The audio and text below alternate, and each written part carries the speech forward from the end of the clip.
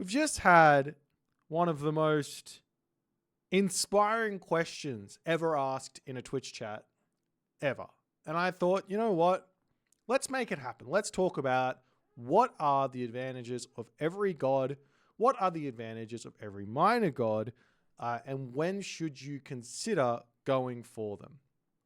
This might end up being a long spiel, so grab some popcorn, get yourself a coffee, some buttered bagels. You know what I mean. We're going to kick off with Zeus. So first and foremost, I'm not an expert on every single one of these gods. I have watched a lot of games, but you know, I'm going to get some stuff wrong in this video, or at least some experts might disagree with me. But for the most part, for most people, I think you can use some of this information. So Zeus is a god that is incredibly strong through Athena. Athena is almost a must pick for Zeus. There are some very rare circumstances where you might want to go Hermes, but the reason why Athena is so good is because you get yourself access to the Minotaur, and the Minotaur by itself isn't actually that good. But once you get Labyrinth of Minos, the Minotaur basically turns into a cavalry unit with the HP of an elephant. So it's kind of insane how good this unit can get.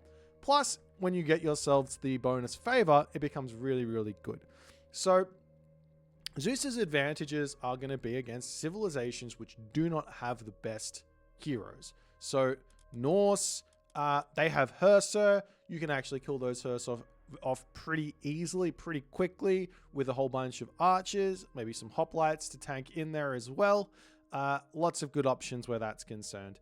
And maybe also against the Atlantians, and even sometimes against some unsuspecting Egyptians, you can get that off. In the Greek mirror as well, don't be afraid to go for those Minotaurs, especially with access to Bolt. Now, we're not going to talk too much about god powers, but Bolt is one of those god powers which really unlocks a lot of timings for you. Your opponent is prepared for your myth units or prepared to use myth units against you, and you can just say, we're not using that myth unit just yet. You have to wait. That one's gone. So that's your best usage normally for the Bolt.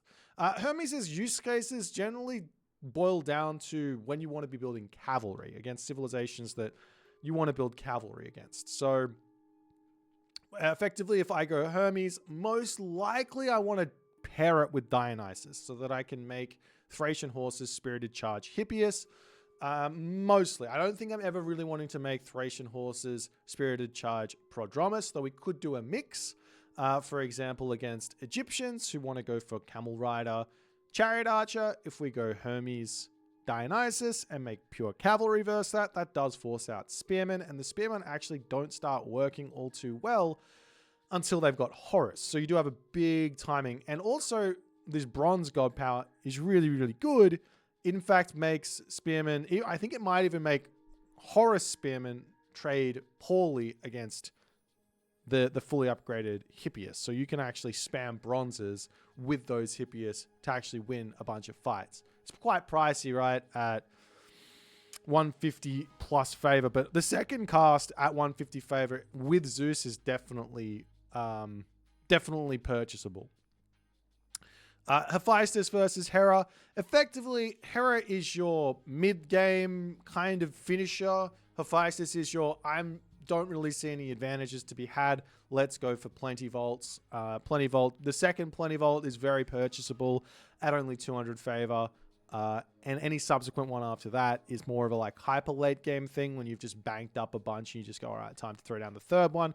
The fourth one is probably going to be Wonder Age. So probably not going to see that very often.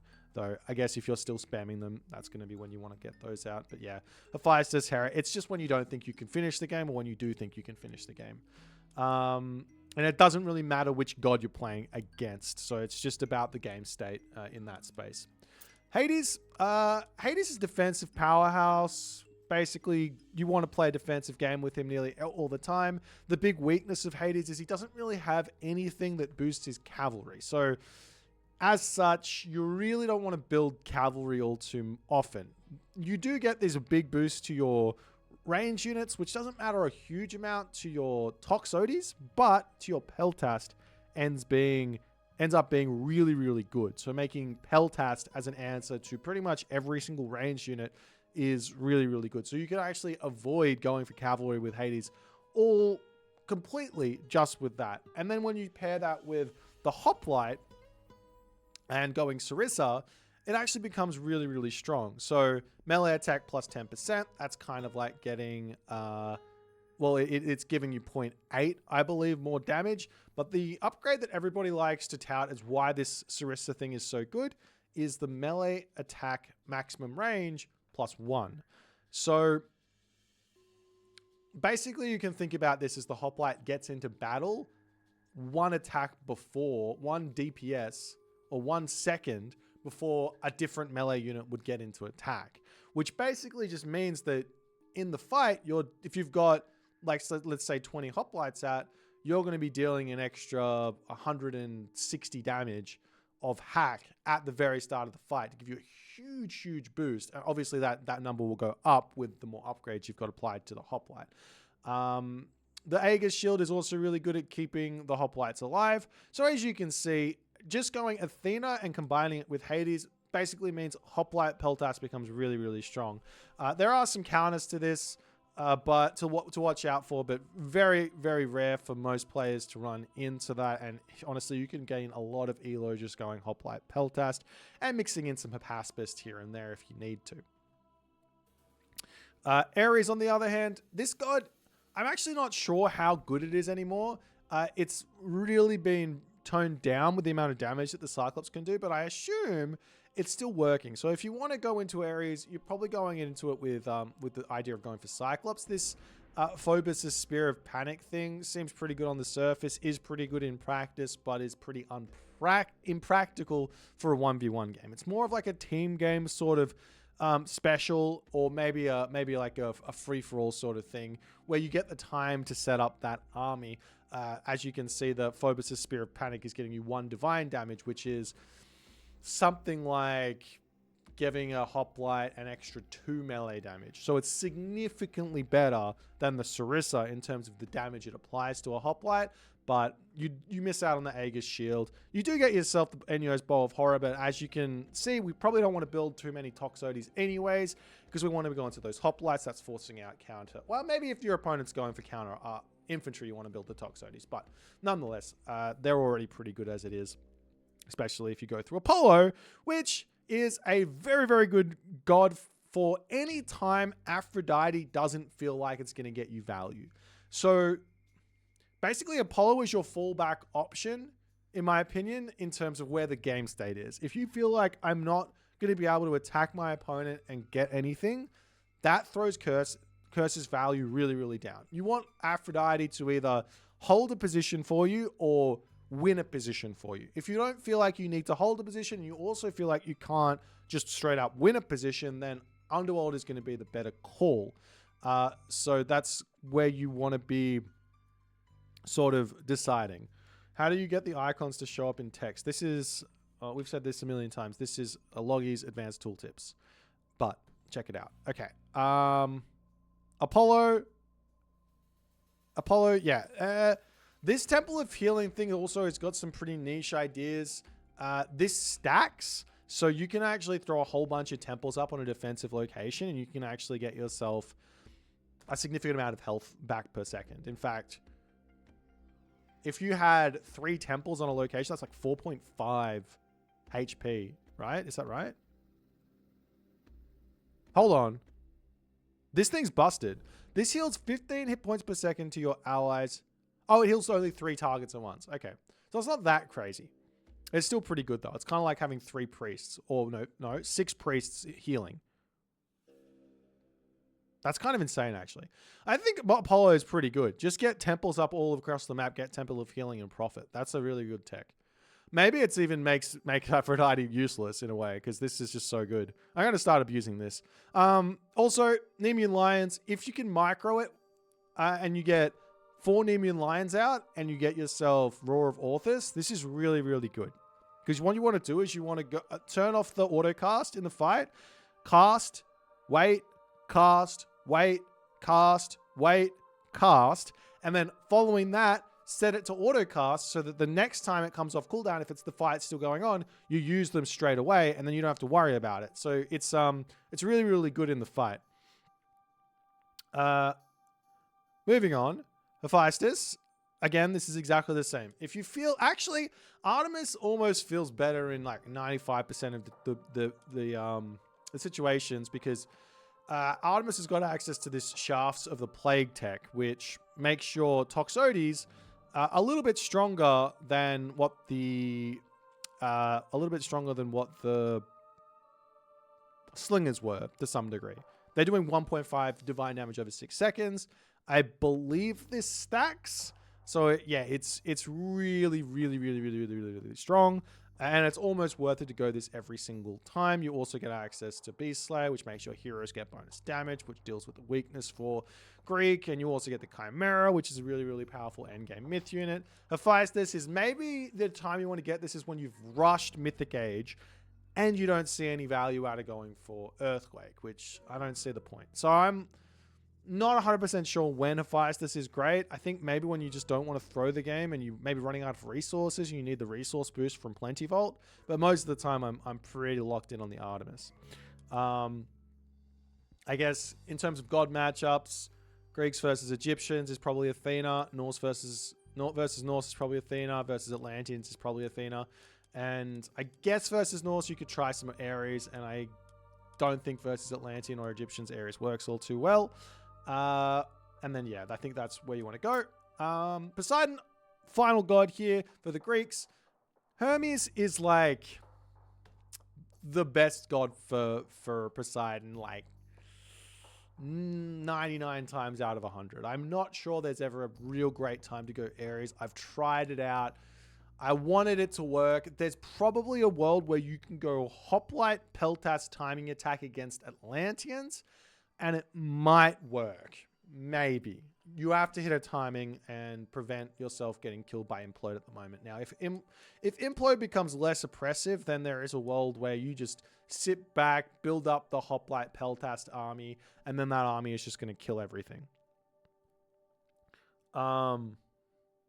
Nonetheless, Poseidon doesn't affect Centaur anymore?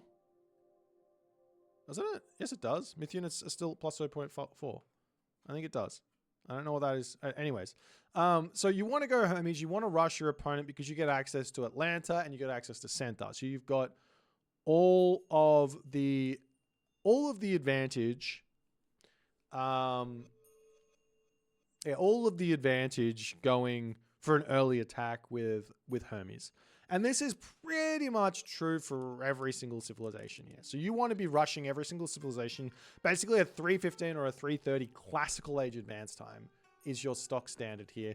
I don't think advancing any later than 3:30 is really worth it with Poseidon, just on the fact that you've got guaranteed damage with the early Centaur, and it might even be worth it putting the temple a little bit forward. Not necessarily like on the other side of the map, but definitely forward in your base, such that the Centaur can hit your opponent a little bit earlier. Then obviously, just like Zeus, you've got the Spirited Charge Dionysus combo. I think this is worth it 9 times out of 10 with Poseidon. I see a lot of Poseidon players going Aphrodite for the golden apples and just trying to get a little bit more favor so that they can get themselves more god power cast. So if you need a lot of ceasefires, then sure, go Aphrodite. But I think the Dionysus Hermes thing is almost too good to pass up most of the time. And obviously, if you need to defend a position, then Aphrodite is your god of choice. Ares Aphrodite is really, really good as that combo, because then you're going to get golden apples and you can get more Nemean lions, or you can get more Cyclops. Both of those units, myth units, are really high priority. Doesn't matter if you're in the heroic age or mythic age, it's always fine to build more Elder Cyclops, more Nemean Rexes or Colossi. They're all really good in the late game. And that goes the same for every single civilization. So don't neglect the early and myth units later in the game. It just all depends on what sort of value you want out of them. And then again, the same thing with Hephaestus. Artemis seems like the better choice most of the time. If you want to go Hephaestus and try and go down the route of Thracian horses, Spirited Charge, Olympian weapons, Hetyroi, you're going to have a great game if you can get them out. So you need to get a whole bunch of fortresses down and then make it happen. But yeah, you'll be playing a really, really defensive game. There's a world where if you're on 2 TC, your opponent's on 4, and they're just not able to crack you, While you could probably go through Hephaestus to hold and then throw and slowly build up those fortresses, and then suddenly just go to a tech switch into, well, maybe not a tech switch, but it's a move away from Hippias into those Hetairoi, which are really, really good. In terms of matchups, yeah, Hermes versus everyone is my recommendation, and then everything else is sort of down to your preference in the situation. Ra. Okay, so Ra is where we start getting into some pretty dicey territory, because he can kind of go every one of these gods. They're all really, really strong.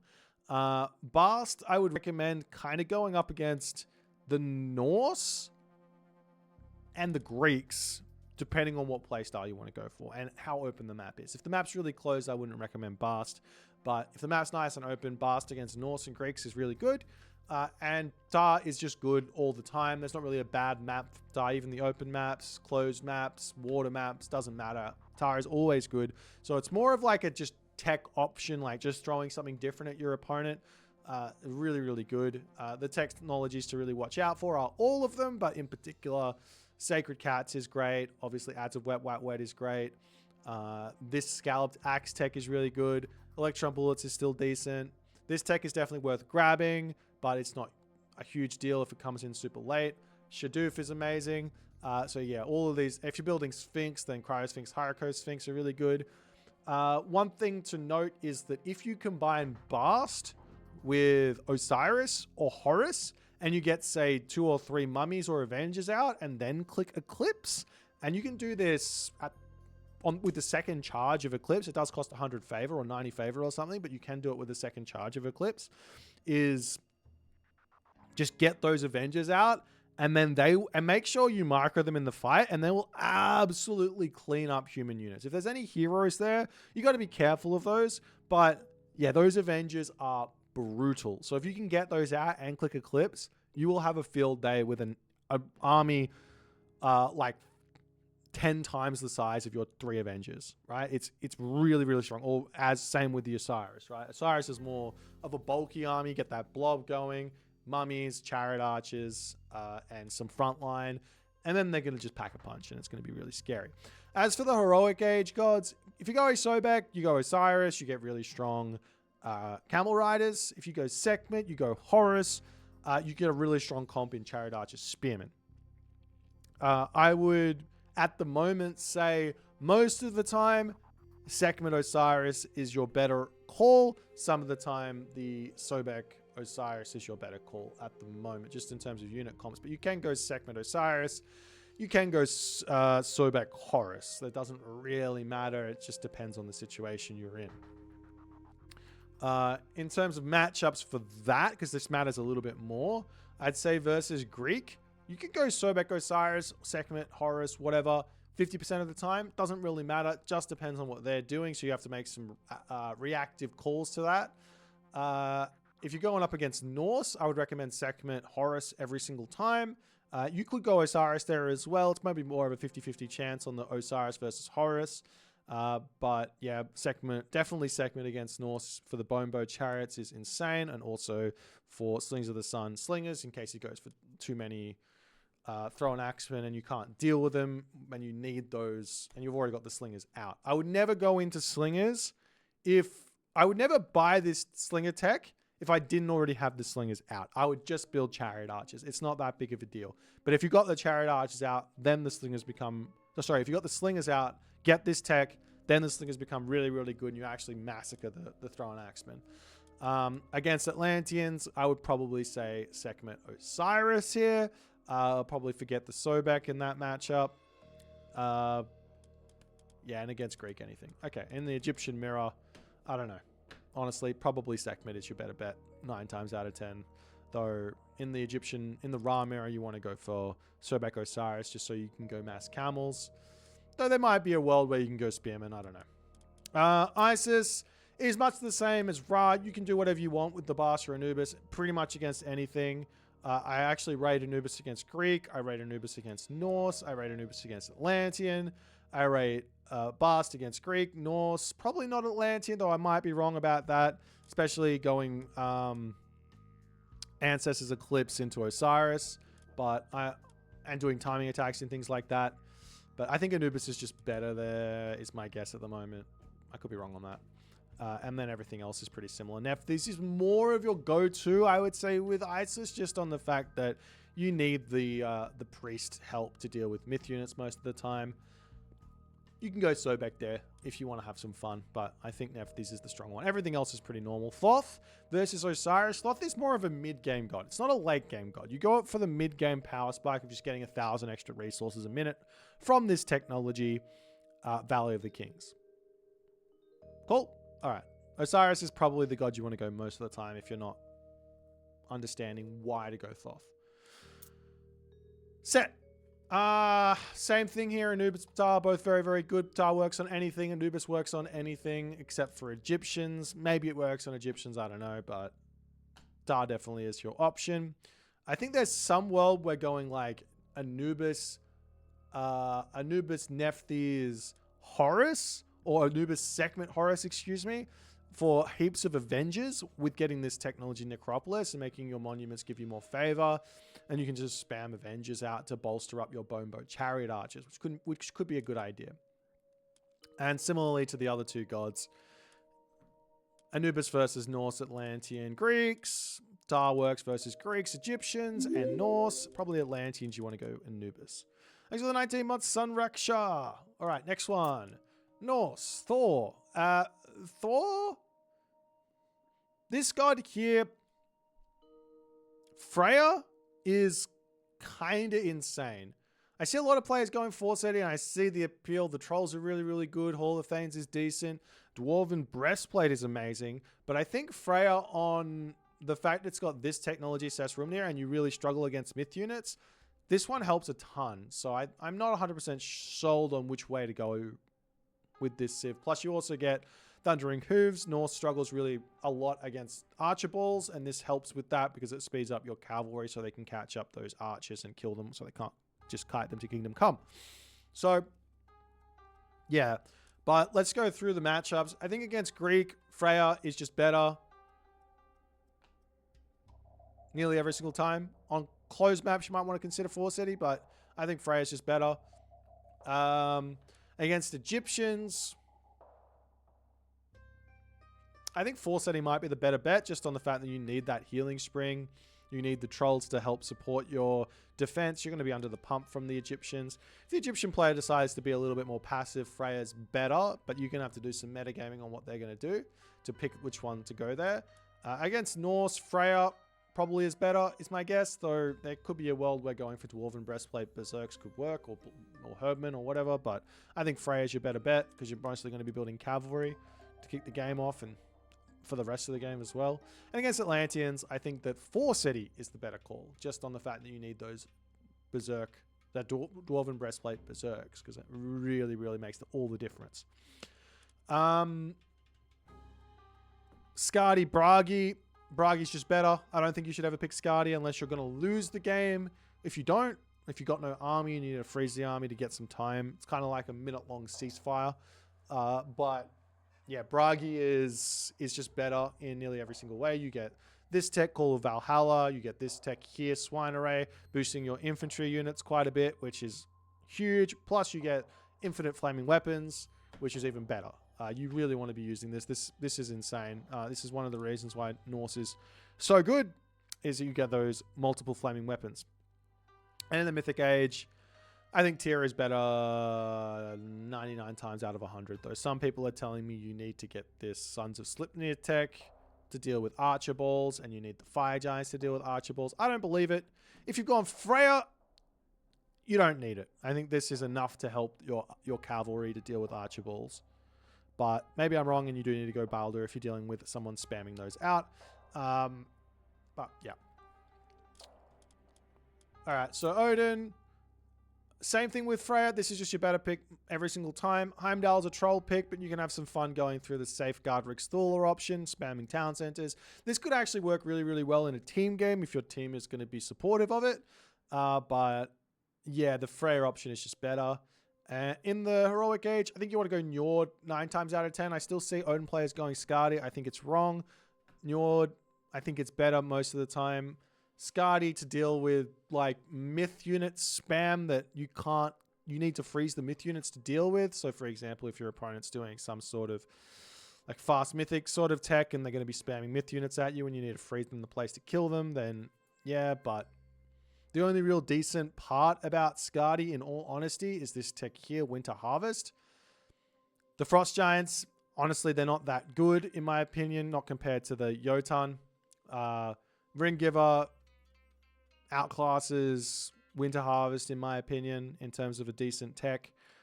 Vikings here, I don't think this is really that good. I don't think I'd ever pick this up, but apparently it's decent.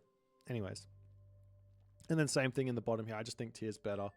Loki over here. Loki is 4-city every single time. I think the Heimdall Town Center cheese from going Safeguard Rigsthula is a lot better than with Odin, just on the fact that you get this tech here.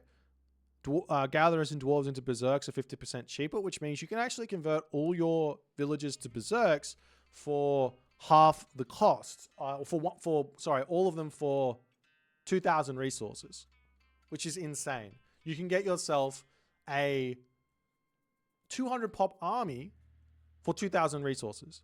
So it's and if you go through 4-city, Bragi, and Tier, you get the super Berserk. So it can be really, really strong to go that path. Njord does have some utility with Loki, but I think your normal path is going to be 4-city, Bragi, Hell, or Tier, just depending on what you want to do.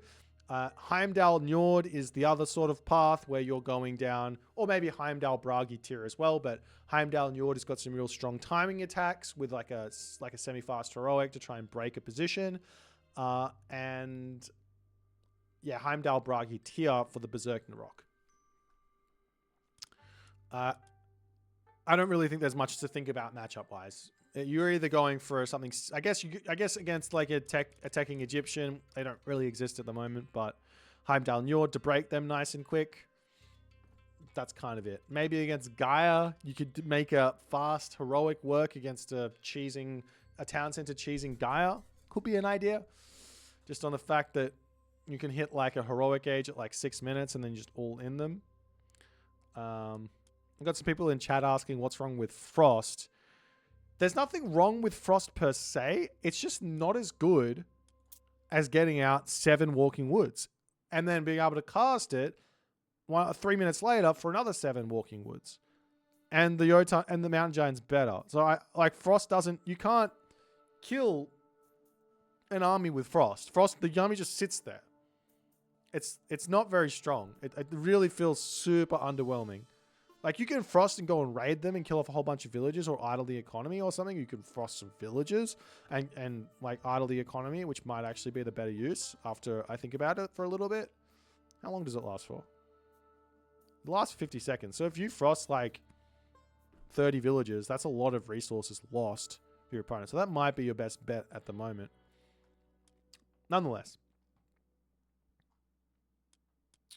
Continuing along. Freyr. We've got Freya Ulla, Bragi Aegir, Helvidar. Okay, so I think this is probably one of the more hard ones. When do you go Ulla? When do you go Freya? Generally, Ulla on the closed maps, Freya on the open maps, but there's definitely some matchups that go into this. Against the Greeks, I think you can safely go Ulla. I think you can safely go Freya. It's kind of like whatever you feel and on the map. So if it's a closed map, Ulla to just defend and then you push out. If it's an open map, Freya, so you can get yourself this Sesh Rumnir tech and get yourself Valkyries and all the other help that comes with that. Thundering Hooves as well is going to be big. Against the Egyptians, I think Ulla is going to be better. You're basically just playing for the late game against the Egyptians anyways, so you don't really need any sort of cavalry help. Just go full into infantry and maybe build some cavalry later when you don't really need to worry about the speed of it all. And against Norse, Freya is probably your best bet every single time. But I'm really bad at the Norse mirror, so I don't know. And against the Atlanteans,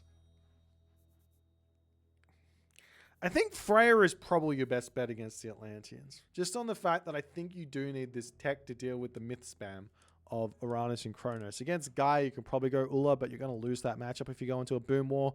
Gaia just has way more economy. You can't keep up with it, even with Norse economy, even with half-price techs. You cannot keep up with Gaia going into a boom war. Unless you cheese out the town center, which could be a possibility, especially going through Ulla to cheese out the town center, though there might be a world where they can deny that. I don't know what the world is. Bragi versus Aegir, this just depends on how the game's going. Both are really, really good. I can't really help you out with which one to go when, because I don't really know. I see players going for both of them.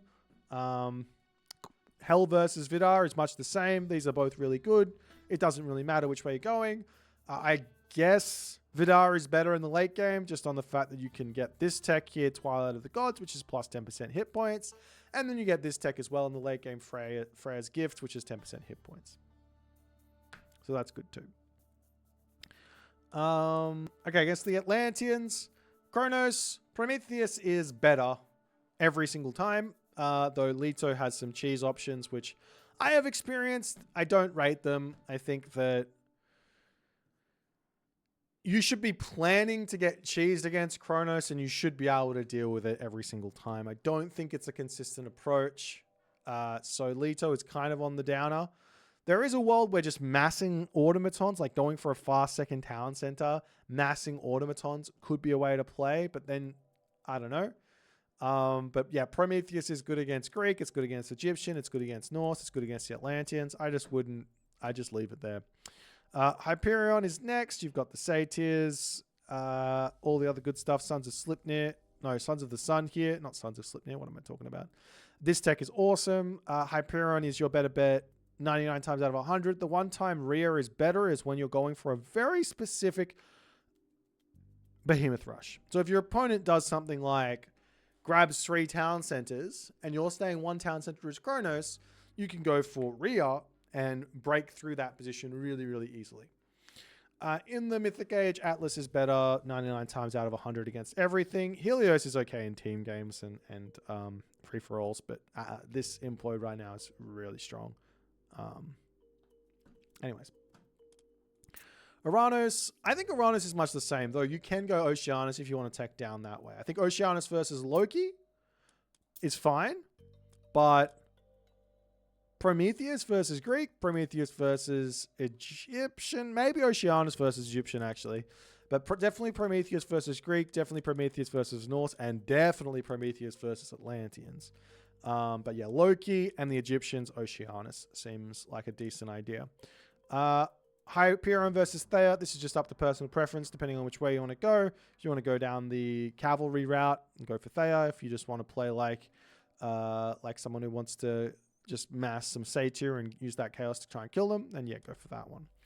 And then Hecate versus Helios. This is probably a Hecate 9 times out of 10. Helios is pretty cool, but Hecate is really strong now, and I think it's been a little bit underused. So this one's definitely worth grabbing at the moment. And then finally, Gaia. Oceanus is the only minor god, I think, for Gaia at the moment. I don't think Leto exists for her, though I have seen people trying Leto and making it work. So I don't know if that's just because they're really good at the game, or if their opponents are bad, or if it's just like people aren't used to playing against it. But I think Oceanus is the better call. Thea is your only option for Gaia because the Rhea timing doesn't really hit. You don't get 2 behemoths. So you have to build up like 2 to get to the same point as what the Kronos would. Kronos would go double behemoth and then build a behemoth and then go with 3. And that's enough to absolutely demolish a position. But yeah, Gaia takes a little bit too long to get this out. Maybe on Anatolia, you might want to consider Rhea. But yeah, Thea is the better bet against everything all the time.